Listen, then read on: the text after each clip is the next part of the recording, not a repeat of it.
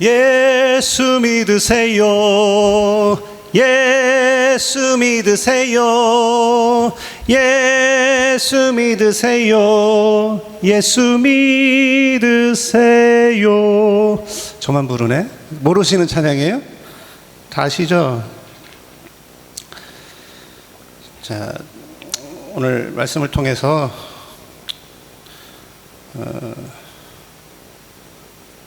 은혜를 나누고자 하는 것은 오늘 본문 말씀을 통해서 제목 그대로 우리 예수 그리스도의 순종, 또 죽으심, 그 다음에 승리하심에 대해서 좀 생각해 보고자 합니다.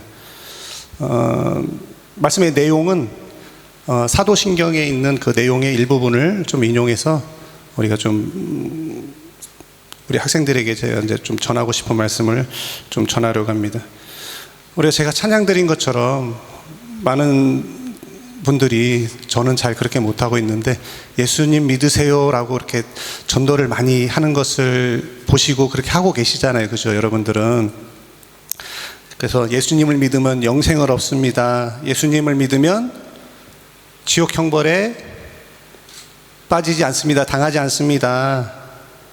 예수님께서는 우리의 죄를 모두 담당하셔서 그 죄를 다 용서해 주시고 십자가에 돌아가셨습니다. 이렇게 우리가 전도를 하는데 많은 사람들이 그렇게 생각을 합니다.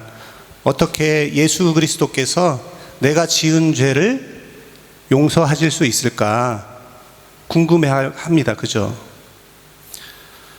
근데 그 질문에 답을 짧게 정의한다면 바로 오늘 이 제목 가운데 있는 예수님의 순종 그리고 죽음, 이 순종과 죽음이라는 그 두 단어로 예수 그리스도께서 우리 인류를 위해서 어떻게 그 죄를 사하실 것인가에 대해서 좀 엿볼 수가 있겠습니다. 오늘 본문 말씀에도 보니까 우리가 그 내용인즉 예수님의 고난과 또 영광에 대해서 그리고 예수님의 순종하심에 대해서 나오는데 그리스도의 일생을 우리가 한마디로 정의한다면은 뭐라고 얘기할 수가 있겠습니까? 순종의 길이다. 예수님이 걸어가신 길이, 그죠? 어디에서부터 순종하셨습니까? 하나님 아버지로부터 이 땅에 성육신하심으로 보냄을 받을 때부터 예수님은 순종하셨겠죠? 근데 그 순종의 길이 어떤 길이었습니까? 죽음의 길이었습니다. 죽음의 길. 아주 영광스러운 그런 길이 아니고 죽음의 길이었습니다.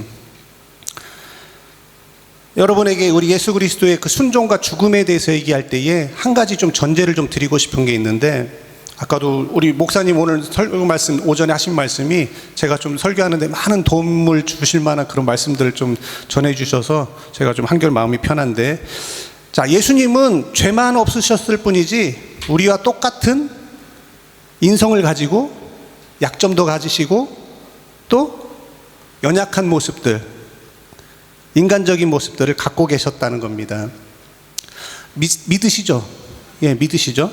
그러기에 예수님도 아버지의 뜻에 순종하기 위해서 자신의 그 약점, 연약함 이런 것들로부터 처절한 싸움을 스스로가 하셨어야만 했다는 겁니다.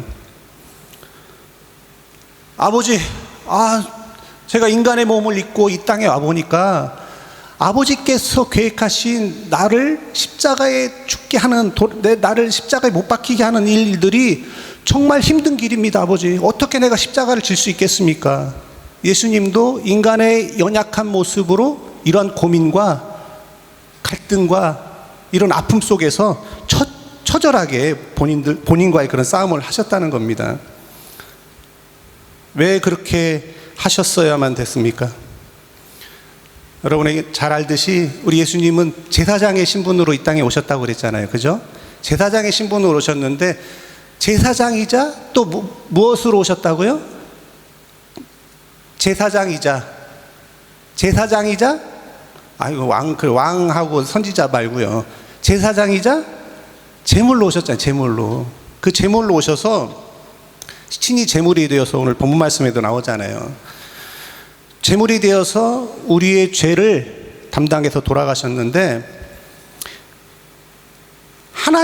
예수 그리스도께서는 아무런 죄가 없으신 거, 우리랑 딱 한 가지 차이가 있다면 연약한 인간의 모습을 갖고 있는 거는 여러분, 앉아있는 여러분들이나 예수님이나 똑같은데 딱 한 가지 차이는 죄가 있고 없고요 차이밖에 없었다는 겁니다. 그래서 그 죄 없으신 예수님께 우리 인류의 모든 죄가 전가되었기 때문에 우리가 그 죄의 책임에서, 죄의 대가에서 해방될 수가 있었다는 것입니다. 우리 몫이었던 죄의 저주가 그리스도께 옮겨졌다는 것을 바로 보여주는 것이 바로 십자가의 사건이에요. 죄의 저주가 그리스도의 육신에 덮어졌을 때에 아버지께서는 죄의 세력과 저주를 깨뜨리셨던 것입니다. 예수께서 죄의 저주를 적극적으로 담당하셨다는 겁니다. 어떻게 해요? 도살장으로 끌려가는 어린 양처럼. 그 다음에 우리가 여러분들 성경 공부할 때 배우셨지만 제사장이 하나님의 백성들의 죄를 속죄제로 대신 제사를 지낼 때에 제물이 여러 가지가 있었다고 그랬죠. 비둘기부터 그 다음에 소까지. 그래서 본인이 지은 죄의 경중에 따라서 작은 죄 저질렀으면 비둘기 한 마리도 잡고, 그 다음에 닭새끼도 잡고, 조금 심한 죄를 지었으면은 돼지는 아니네요. 예, 이렇게 더 큰 짐에서 양도 잡고, 그 다음에 더 큰 죄 뭐가 있겠습니까? 살인이나 이런 중한 죄를 저질렀으면 소까지. 그러니까 죄의 대가에 따라서 제물이 됐는데, 이 인류의 죄는 그러면 무엇으로 갚을 수가 있겠습니까? 어마어마한 대가를 지불해야 될 거예요. 그죠? 한두 사람의 죄의 대가가 아니었기 때문에. 그래서 예수님께서 그 죄의 대가를, 우리를 대신해서 대가를 지불하셨을 때에는 하나님의 방법대로 처절하게 그 대가를 예수 그리스도께서 지불하신 겁니다. 어떻게?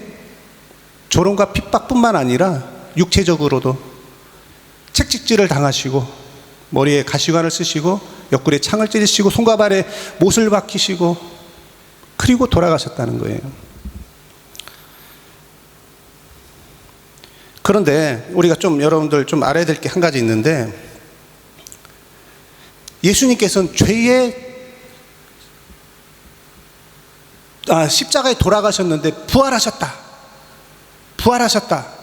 이것은 무엇을 의미하는 거겠습니까? 바로 죄의 저주를 꺾고 승리하셨다는 것을 얘기하시는 건데, 예수님께서는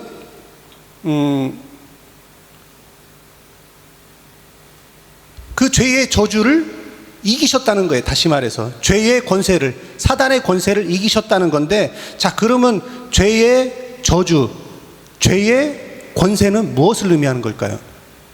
죄의 저주가 뭘까요? 저주, 죄로 인해서 받는 저주. 죄의 저주는 바로 죽음에 대한 공포입니다. 죽음에 대한 공포. 다시 말해서 죽음이라는 거, 그게 죄가 우리에게 가져다 주는 겁니다.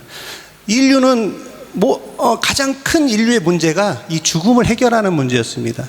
그래서 많은 사람들이 이 죽음 이후에 삶이 어떨 것인지에 대해서 고민하는 사람도 있고, 혹은 어떤 사람들은 이 생에서 내가 목숨이 끊어지면은 그냥 모든 것이 텔레비 전원 딱 꺼서 전기가 화면에 사라지는 것처럼 그냥 아무것도 없는 것으로 사라진다라고 생각하는 사람들도 있었을 것입니다. 그런데 그렇지 않다는 겁니다. 여러분들 혹시 그런 거 생각해 보셨습니까? 예수님께서 부활하기 전까지 십자가에 돌아가셔서 사흘 만에 부활하셨지 않습니까? 금요일날 돌아가셔서 주일날 새벽에 살아나셨는데, 그 사흘간 예수님은 어디에서 뭘 하고 계셨을까요? 생각해 보신 적 있습니까? 예수님의 죽음과 부활 사이에 뭐하고 그냥 무덤에 있으셨어요? 뭘 하고 계셨을까, 예수님은? 네? 정연아, 뭘 하고 있었을까? 글쎄요, 글쎄를 내고 계셨네요? 뭘 하고 계셨을까요? 어디가 계셨을까요? 무덤에만 계셨습니까? 그 죽음에 있는 동안에 예수 그리스도께서는 켈빈 아저씨가 얘기해 주셨어요. 우리에게 알려주셨는데 어떻게 됐다고? 예수님은 그 당시에 지옥에 가 계셨던 거예요. 지옥에. 그게 우리 기독교의 교리에서 얘기하는 지옥 강화입니다. 강화라는 말 들어보셨습니까? 우리 저 민 목사님이 특수부대 특전사 출신이에요. 이렇게 낙하산을 많이 했는 그 점프를 많이 하셨어요. 근데 비행기에서 점프하늘 이렇게 뛰어내릴 때 뭐라고 하는 줄 아세요? 그때 강하라고 합니다. 그때 강하라고 그래요. 이렇게 줄을 매달고 절벽에서 내려올 때는 강하 이럽니까? 하강 이럽니다. 하강과 강하의 차이점이 있어요. 하강은 뭔가 이렇게 자꾸 천천히 위에서 아래로 내려온다는 뜻입니다. 하강이란. 강하는 뚝 떨어진다는 얘기입니다. 뚝 떨어진다. 그러니까 지옥 강하다 얘기는 예수 그리스도께 십자가에서 돌아가셨을 때는 예수님도 지옥 밑바닥까지 떨어지셨다는 거예요. 그런데 거기서 끝났습니까? 거기서 끝났어요? 우리가 찬양 부르잖아요. 사망 권세 깨고. 사망 권세라는 게 바로 지옥의 권세예요. 지옥의 권세. 예수님도 지옥 강화를 밑바닥까지 내려가셨는데 그 죽음의 권세를 이기시고 승리하셨다는 게 바로 지옥의 죽음의 권세를 이기고 부활하셨다는 걸 의미하는 겁니다. 다시 그냥 죽음에서 살아나셨다는 게 승리하셨다는 게 아닙니다. 이것은 구속을 실현하기 위해서 매우 귀중한 그런 대목입니다. 그래서 우리가 사도신경을 얘기할 때는 본디오 빌라도에게 십자가에 못 박혀 장사한 지 사흘 만에 죽은 자 가운데서 다시 살아나셨다. 이것은 단지 그냥 죽었다 이게 다시 부활했다는 의미가 아니라 아까도 제가 말씀드린 것처럼 예수 그리스도도 죽임과 동시에 우리의 죄가를 담당하기 위해서 지옥까지 가셨다가 그 지옥의 권세, 죽음의 권세를 깨치시고 부수시고 승리하셨다는 것을 의미하는 겁니다. 예수 그리스도께서 직접 지옥의 세력들과 맞붙어서 싸우셨다는 얘기입니다. 그분은 육체로 죽으셨을 뿐만 아니라 마귀 권세와 지옥과 죽음의 공포 속의 공포와 싸워서 승리하셔서 부활하신 겁니다. 그리스도께서는 이렇듯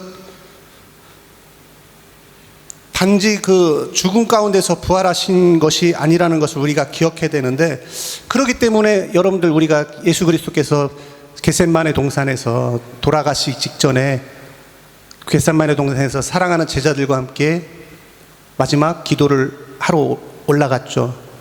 땀방울이 핏방울과 같이 되는 그런 기도를 하셨는데 예수님께서 그때 하신 기도가 뭡니까? 하나님, 할 수만 있으면 내가 이 십자가에 죽는 거를 좀 하지 않도록 해 주십시오. 이 잔이 내게서 지나가게 해 주십시오. 근데 내 뜻대로 마시고 아버지의 원대로 하시옵소서. 그 얘기는 무슨 얘기겠습니까? 십자가를 지고 죽음에 대한 공포가 아니었습니다. 예수 그리스도께서는 어떤 거에 대한 공포였느냐? 죽음에 대한 공포가 아니라 사단이 우리에게 주는 죽음 앞에 있는 두려움, 죽음 앞에 있는 두려움을 예수 그리스도께서도 느끼실까봐 그거에 대한 처절한 몸부림이었다는 겁니다. 단지 목숨이 잃어버린다는 게 문제가 아니라 죽음을 목전에 들고 있을 때에 느끼는 공포, 그것이 바로 사단이 주는 거라는 겁니다. 죄의 대가가 사망인데 그 사망에 대한 두려움은 바로 이 악한 마귀 세력들이, 사단이 우리에게 주는 그런 두려움인 것입니다. 예수 그리스도께서도 인성을 입고 계셨을 때에 바로 죽음을 목전에 두고서 사단이 주는 그런 공포에 이 예수님도 사로잡힐 것을 두려워했던 겁니다. 그거에 대해서 예수님께서 이기시고 승리하시기 위해서 하나님께 그런 기도를, 정말로 처절한 기도를 하셨다는 겁니다. 그렇게 함으로 말미암아서 하나님의 그 엄격한 벌에 대해서 예수님께서는 모든 것들을 철저하게 다 받으셨습니다. 그래, 어떤 사람들은 그리스도가 죽음을 두려워했다 이렇게 얘기하면은 에이 말도 안 돼 이러는 사람들이 있습니다. 하나님께서 이 땅에 육신의 몸을 입고 오신 건데 어떻게 그 죽음 그런 거를 두려워할 수가 있을까? 에이 그렇지는 않았을 거야 절대. 그렇게 얘기하시는 분들도 있지만 히브리서 4장 15절에 보니까 우리와 똑같이 약점을 가지셨던 그리스도께서는 죽음과 하나님께 버림받은 거에 대해서 그 다음에 또 지옥의 공포를 누구보다도 더 철저하게 경험하셨던 것을 성경을 통해서 알 수가 있습니다. 그래서 십자가에서 말씀하실 때 아버지여 아버지 어찌하여 나를 버리시나이까, 이런 예수 그리스도의 외마디는 그런 죽음의 공포에서 나온 그런 울부짖음이었던 것이에요. 그러나 어떻게 했습니까? 결국은 우리 주님께서는 하나님 사랑 안에서 그런 죽음의 두려움에 대한 공포에서 조금도 흔들리지 않고 우리 마지막 절에 읽은 것처럼 어떻게 했습니까? 자기를 조롱하고 핍박하고 십자가에 못을 박았고 머리에 가시관을 씌우고 옆구리에 창을 찔렀던 저들을 향해서 아버지여 저들의 죄를 사하여 주시옵소서, 저들이 하는 짓을 알지 못합니다 라고 하는 그런 비범한 용서의 기도를 드렸던 것입니다.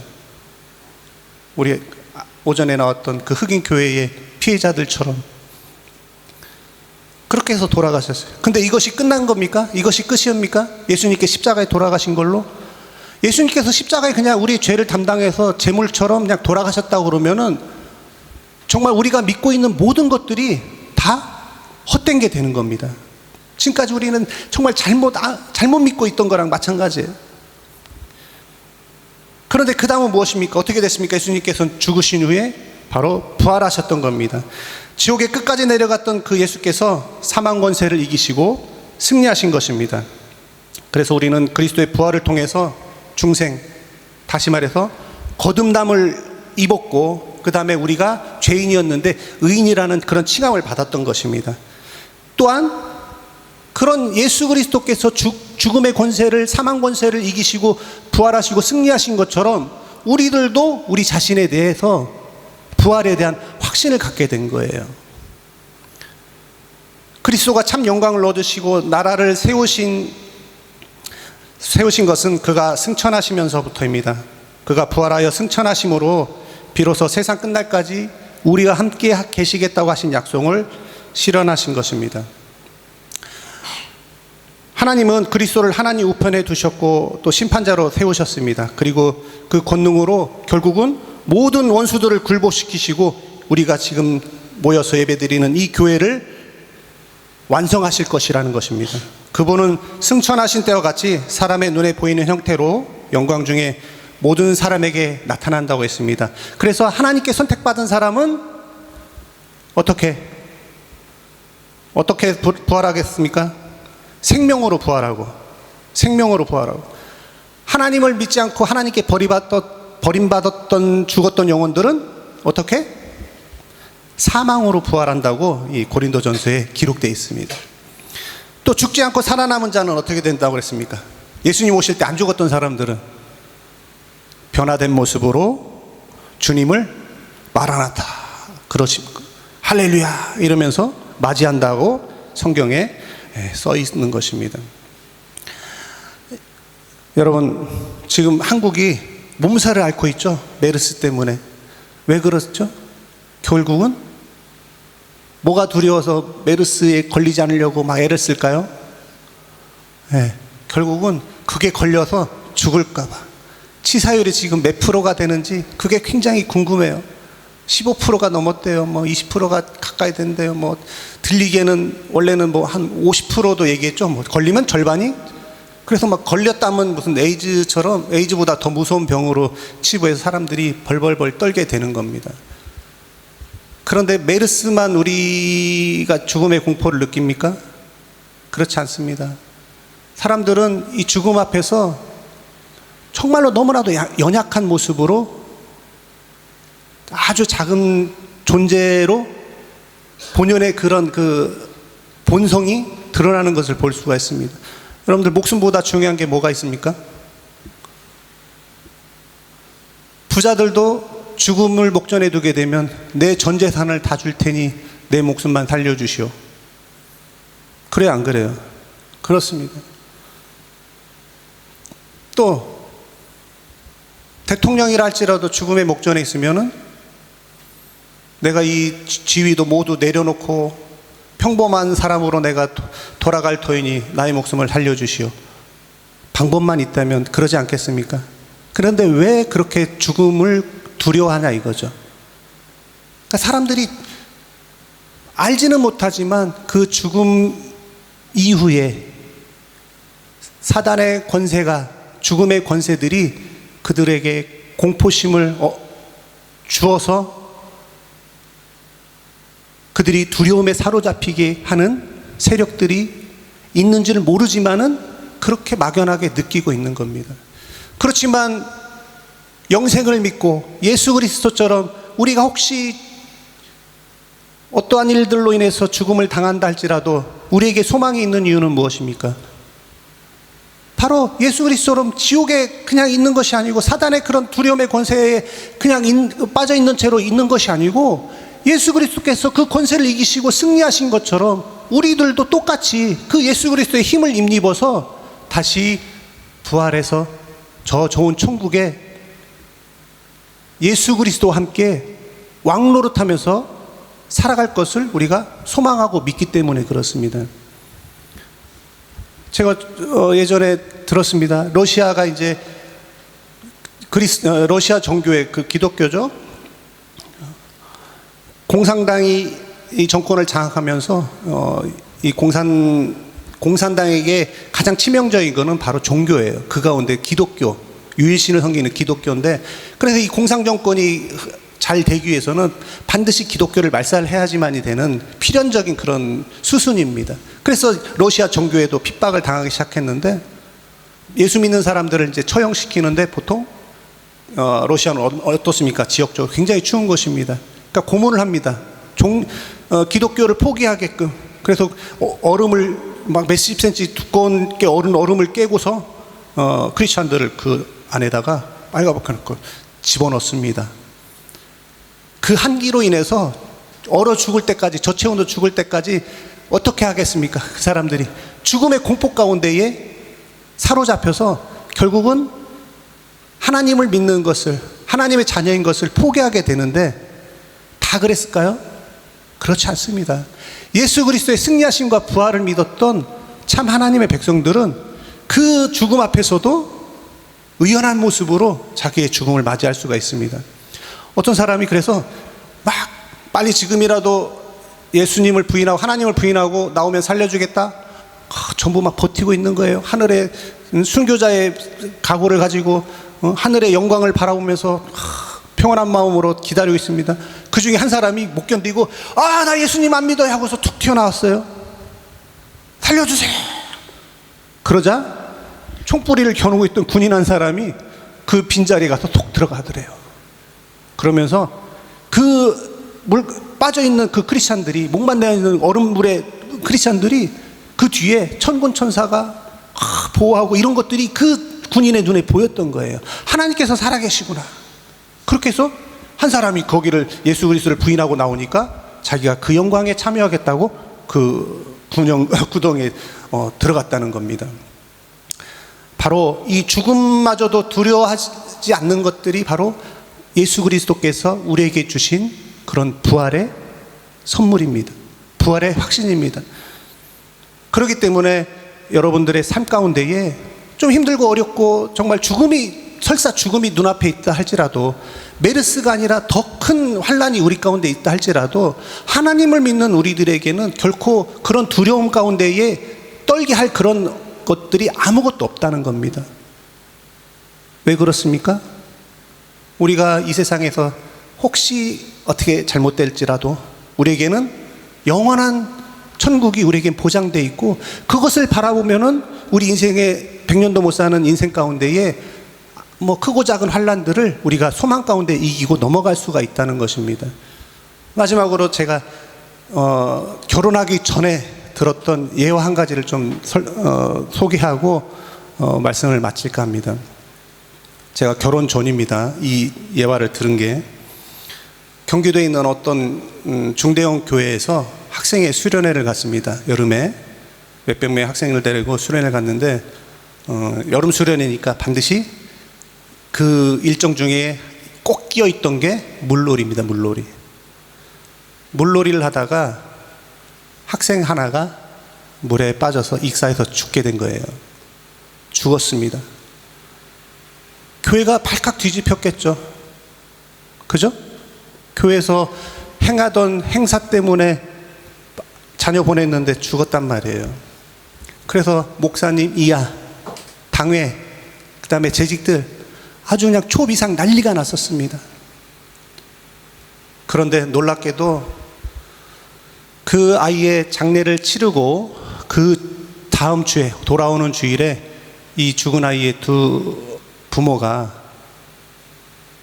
교회에 왔는데 어떻게 온 줄 아십니까?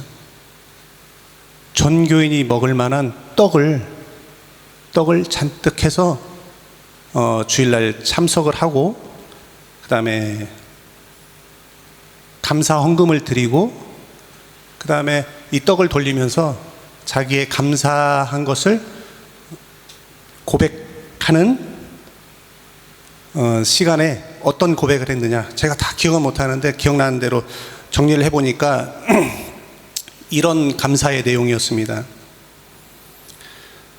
하나님, 세상에 많은 사람들이 죽을 때에는 정말 비참한 곳에서 비참하게 죽음을 당하는 사람들이 수도 없이 많은데 저의 자녀가 하나님의 말씀을 배우는 은혜의 장소에서 하나님의 부르심을 받게 하시니 감사합니다. 그 다음에 살아가면서 험난한 세상에서 많이 힘들어 했을 테고 많이 힘들어하고 세상에 때에 묻어 갈 수밖에 없었는데 이 땅 가운데서 사랑만 받고 가장 행복하고 때묻지 아니하는 순진한 때에 하나님의 부르심을 받으니 감사합니다. 셋째로, 하나님이 선물로 주신 것을 알지만 그래도 이 아이의 죽음으로 인해서 우리 부부가 하나님을 원망할 수 있었을 텐데도 하나님 원망하지 않는 마음 주셔서 감사합니다. 네 번째, 한 가족의 마음으로 슬퍼해 주시고 우리 아이의 천국 가는 길을 축복해 주신 성도님들과 말씀으로 위로해 주신 목사님께 감사합니다. 이렇게 또 몇 가지가 좀 더 있었는데 이런 감사의 마음을 담아서 헌금을 하고 교인들에게 떡을 돌렸다는 겁니다. 전교인이 울음바다가 됐어요. 그래서 이 일로 인해서 교회가 자칫하면 큰 풍비박산이 날 위기에 있었는데 오히려 이 일로 인해서 전화위복이 되었던 겁니다. 교회가 부흥하기 시작했습니다. 그 교회는 그 두 집사님보다 더 작은 시련은 어떻게 하겠습니까? 감사해야 되겠죠. 그거보다도 자녀 2명 잃으면 원망해도 됩니다. 근데 그 이하의 어려움 당한 것들은 다 감사할 수가 있었던 겁니다. 좋은 감사 예를 보였기 때문입니다. 근데 왜 이런 감사가 그들의 부부의 입에서 나올 수가 있었던 거겠습니까? 사랑하는 그 자녀가 죽고 나서 그 인생이 끝나는 것이 아니고 우리가 부활하신 그 예수 그리스도께서 사망 권세를 이기시고 부활하신 그 예수님께서 하나님 우편에 앉아 계시다가 우리를 심판하러 오실 때에 왕처럼 하나님 같이 옆에서 왕처럼 심판자의 모습으로 사랑하는 아들이 하늘에 있는 것을 믿기 때문이었습니다. 다시 그 하늘에서 하나님 좋은 그 천국에서 하나님과 예수님과 함께 그 사랑하는 아들을 만날 소망이 있었기 때문에 그런 것입니다. 바로 그것이 죽음이 하나님을 알지 못하고 죄인들이 갖고 있는 이 세상에 막 두려운 것들, 떨리는 것들, 불안한 것들, 이런 것들이 사단이 주는 그런 죽음의 권세의 공포들인데, 두려움인데, 우리 하나님의 자녀들에게는 이런 것을 이길 수 있는 능력들을 하나님께서 예수 그리스도를 통해서 우리에게 주셨다는 것을 여러분들 믿기를 바랍니다. 우리 사랑하는 우리 학생들 여러분들도 이제는 여러분들 삶 가운데 어렵고 힘든 일들이 많이 있을 줄 압니다. 하지만 우리에게는 이제는 하나님의 그 위로와 하나님의 그런 격려와 하나님께서 우리를 보호하시고 인도하여 주신다는 것만 우리들 삶 가운데에 있을 거라는 것을 믿고, 우리를 심판하실 분이 바로 우리를 구원하신 예수 그리스도임을 우리가 믿어서 그리스도를 쫓는 우리들도 결국에는 그 예수님처럼 우리도 심판자의 자리에 앉아서 이 세상을 다스리고 심판하는 그날이 우리에게도 펼쳐질 거라는 기대를 가지시고, 힘들고 어려울 때에 다른 곳에서, 아무리 작은 곳이라도 다른 곳에서 그 문제를 찾고 해결하려고 하지 마십시오. 모든 우리의 죽음의 문제까지도 해결해 주신 그 하나님 예수 그리스도께서 여러분들의 이 세상 살아갈 때에 그 이하의 작은 부분, 그런 문제점들에 대해서 해결 못 해 주실 것이 없습니다. 그러기에 우리는 모든 것들을 주님께 맡겨놓고 그분이 해결해 주시기를 바라야 되는 것이 우리들의 참 모습인 것입니다. 그래서 여러분들 다른 곳에 가서 구하면 안 됩니다. 여러분들 학업에 있죠? 공부 잘하는 거 어디에 가서 구해야 됩니까? 학원 가야 됩니까? 잘 가르치는 학원? 아닙니다. 좋은 학교 어디 가서 구해야 됩니까? 좋은 입시학원입니까? 좋은 선생님 만나야 됩니까? 좋은 직장은요? 좋은 여러분 배우자들은, 좋은 삶은, 세상에 그것을 여러분에게 인도해주고 알려줄 사람들은 없습니다. 단 한 분, 우리 예수 그리스도께서 여러분들의 삶을 그러한 좋은 곳으로 인도해 주실 것이라는 것을 여러분들이 믿고, 때로는 힘들고 어려운 일들로 여러분들이 좌절하고 넘어지고 그래서 상처가 나고 아파할지라도 우리 예수 그리스도께서 여러분들을 다시 일으켜 주시고 위로해 주시고 싸매 주시고 더 좋은 곳으로 인도해 주시고 소망 가운데 여러분들을 살게 해 주시는 것을 믿고, 날마다 그리스도 안에서 우리가 찬양 부른 것처럼 예수님만을 따라가며 예수님만을 쫓으며 그 사랑을 증거하는 우리 학생들, 또 이 자리에 참석하신 우리 성도님들 되시기를 주님의 이름으로 부탁드립니다. 아멘. 마지막으로 우리 자녀들에게 마음을 담아서 불러주고 싶은 찬양이 있습니다. 같이 좀 불렀으면 좋겠습니다. 제목은 하연이에게라는 찬양인데, 제목이 좀 깁니다. 제가 바꿨는데 예솔이에게, 예지에게, 예진이에게, 정현이에게, 또 은나에게, 좀 제목이 가장 긴 제목이 되겠습니다.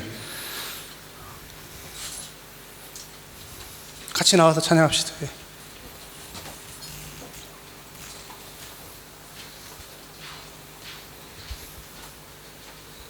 제목이 몇 자입니까? 지금 대략 한 20자 이상 되네요.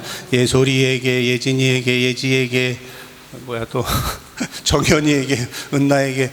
예. 하연이가 누군지 아세요? 저도 잘 몰라요. 한번 불러보겠습니다.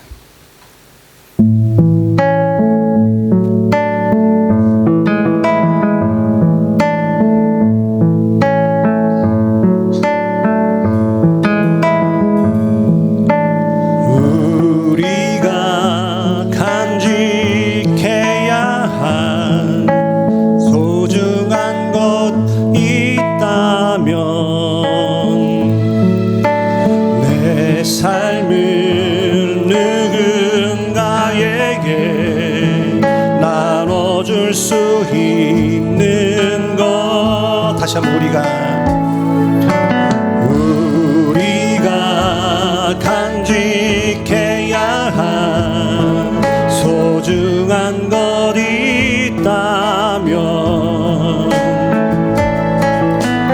내 삶을 누군가에게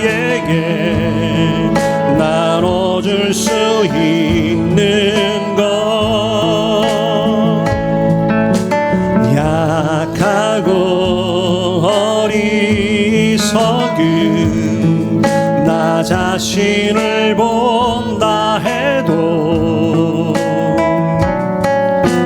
그 모습 그대로를 사랑할 수 있으면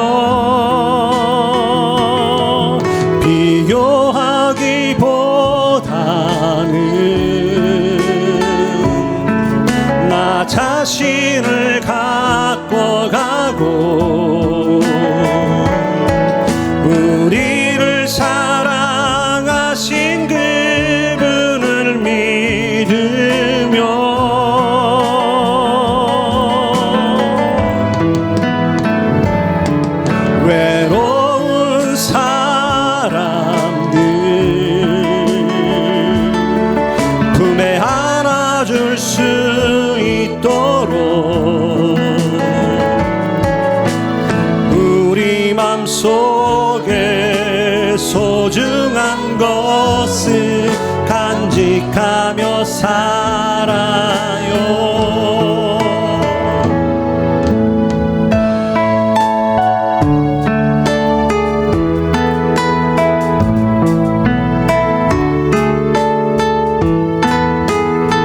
약하고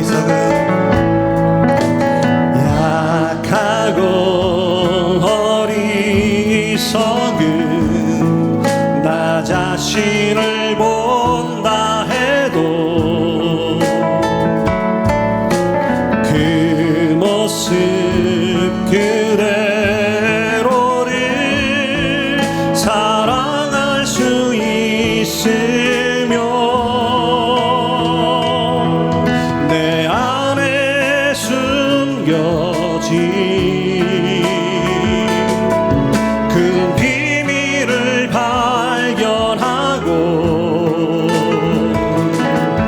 그 소중한 꿈 안에 내 삶을 이루며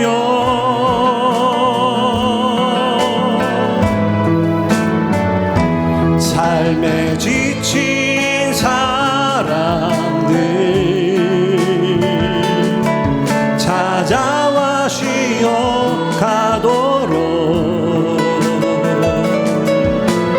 우리 맘속에 누군가의 자리 남겨두며 살아요.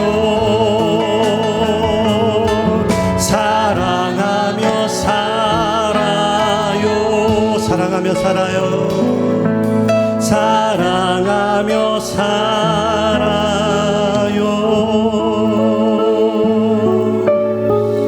거룩하신 하나님, 은혜를 감사합니다. 하나님, 우리의 삶이 주님을 떠난 삶은 날마다 사단이 주는 그런 두려움 가운데에 참으로 불안하고 참으로 어지러운 세상을 살게 될 터인데, 하나님, 우리가 하나님을 쫓으며 그 예수 그리스도를 우리의 구주로 섬기며 하나님의 자녀가 됨으로 말미암아 우리가 그 부활하신 승리하신 죽음의 권세를 이기신 그 예수 그리스도를 믿음으로 말미암아 그 예수 그리스도의 능력들이 우리들 가운데에 있음으로 말미암아 우리가 이 세상을 살아갈 때에 하나님 두려워하며 떨며 불안해하는 그런 삶이 아니요, 하나님 날마다 주님 주시는 그런 평안 가운데에 소망 가운데에 참으로 기쁘고 하나님께만 영광 돌리며 하나님의 즐거움이 되는 그런 삶으로 사는 줄 믿사오니, 특별히 오늘 헌신 예배를 통하여서 하나님께 헌신을 다짐하며 하나님의 사람으로 이 인생을 아름답게 살아가기를 우리 소원하는 우리 하나님의 귀한 자녀들에게 참으로 하나님 축복하여 주셔서 하나님의 사람으로 이 땅 가운데에 하나님의 자녀로 좀 하나님의 영광 나타나며 그 이름들이 온 만방에 참으로 아름답게 참으로 널리 드높여질 때에 우리 하나님 영광 받으신 줄 믿사오니, 하나님 우리의 자녀들을 이런 아름다운 하나님의 자녀들로 만들어 주시고 그 삶을 인도하여 주시고 우리가 찬양으로 고백한 것처럼 날마다 사랑하며 주님을 사랑하며 이웃을 사랑하며 살아갈 수 있는 하나님의 귀한 자녀들 되게 하여 주시옵소서. 모든 말씀 감사드리며 예수님의 이름으로 기도드리옵나이다. 아멘.